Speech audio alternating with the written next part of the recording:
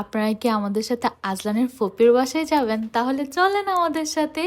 গত রবিবার ছিল আজলানের বাবার সাপ্তাহিক ছুটি, তো আমরা চলে যাই তার ফুপির বাসায়, কারণ সানডে মিন্স ফান্ডে। আর আসার পর কিন্তু আজলান তার বড় ভাইয়ের সাথে একটা জরুরি বৈঠকে বসছে। তারা অনেক ইম্পর্টেন্ট ডিসকাশন করতেছিল। তারপর আমরা চলে যাই 300 ফিট।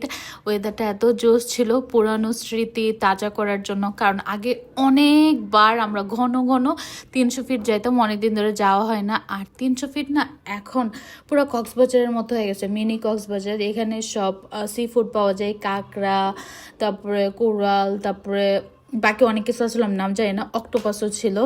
আর আমরা চলে যাচ্ছিলাম আমাদের পরিচিত একটা দোকানে। এখানে তার শ্রাবণ ভাইয়া তাকে সব কিছু দেখাইতেছিল, মাছ দেখাইতেছিল, যা পাইতেছিল সবই দেখাইতেছিল, ভাইরে শিক্ষা দিতেছিল আর কি ছোট ভাইকে।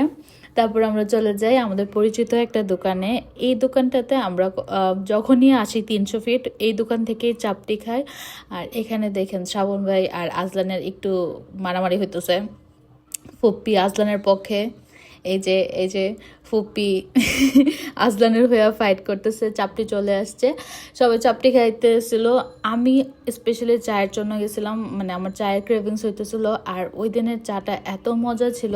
চায়ের দোকানের পাশে মাটির একটা শপ ছিল, মাটির জিনিসপত্রের আর কি। তো আমরা দেখতেছিলাম, দেখতে ভালোই লাগে, প্রাইস একটু বেশি, আবার বাসায় জায়গাও নাই, এই কারণে কিনি নাই। ইনশাল্লাহ বড় বাসা যখন হবে এগুলা কিনা ভরাবো, আজেরা জিনিস, সুন্দর জিনিস।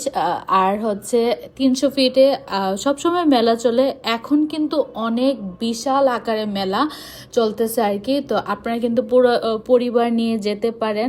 এখানে আমি আর আপু টুকটাক দেখতেছিলাম সব কিছু। এই সবগুলোতে অফারের জিনিস সেল করে। অফার তো তেমন কিছু না, সব কিছুর দাম সেমই, বাজারে যা মার্কেটে যা ওইখানে তাই।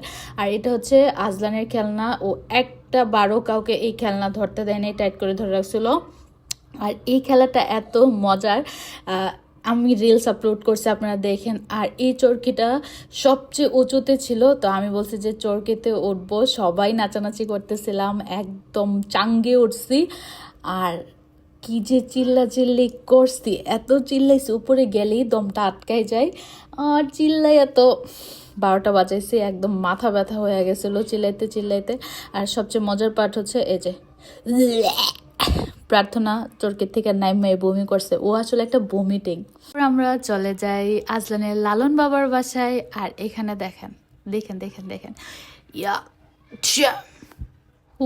হা শ্রাবণের মার দিল আরজু।